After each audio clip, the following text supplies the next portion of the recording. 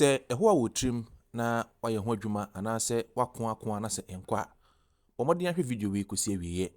Ne nkyerɛw akwan hodo abefa so a obetumi eyi eho a afiri ho. Remedy a edi kan aloe vera. Aloe vera very soothing. Ana afei esan so anti-inflammatory properties. Inti eboa moisturize o scalp no. Ana afei reduce irritation. Ne obeye ene se ode aloe vera gel no ebi ebefa utirase. Afei wagya ne ho for 30 minutes. Uwia na wode ensuo dede ahohoro afiri ho. De etoso mienu tea tree oil.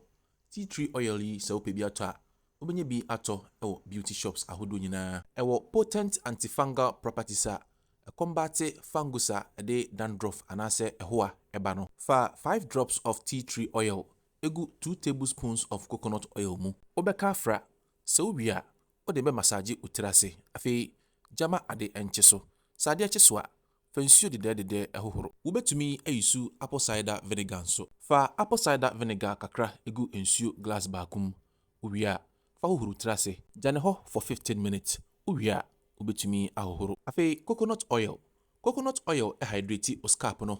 Afei reduce dryness. Esanse antimicrobial properties nti keep fungal growth in check. Pe coconut oil atere miensa na heat no kakra. Uwia ode be massage utirase. Ubeja no uti no so ama ade achi. Sa ade achi a fensio dede ahohoro. Ubetumi ayusu neem leaves ade ayi ehoa anase dandruff afiri ho.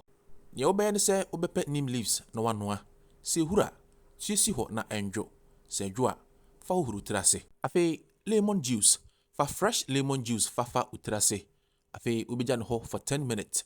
Se 10 minutes no eso a fensio dede ahohoro. Mejiri yi se video yi aboa wo. So nya ji video yi ho a momodi ani follow yen. Afei share video yi se ne be ya ofoforo nso ensa ebeka bi.